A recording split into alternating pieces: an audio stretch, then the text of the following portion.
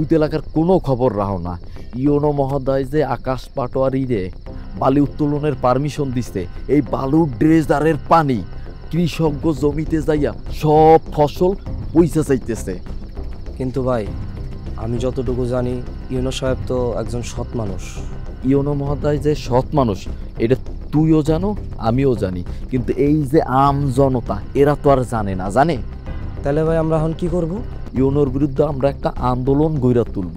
এই আন্দোলনে হয় ইউনো মহোদয় পড়বে, নয় আকাশ পাটোয়ারি পড়বে, মাঝখান থেকে লাভ হবে আমাগো।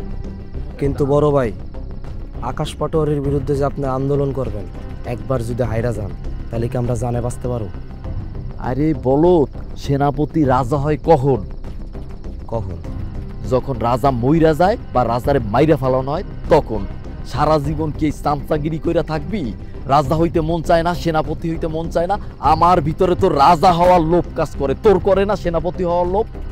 অবশ্যই মন চায়। এই ইস্যু নিয়া, পানির ইস্যু এবং বালুর ইস্যু নিয়া ক্ষোভ তৈরি করে আমরা একটা বিশাল আন্দোলনের আয়োজন করব।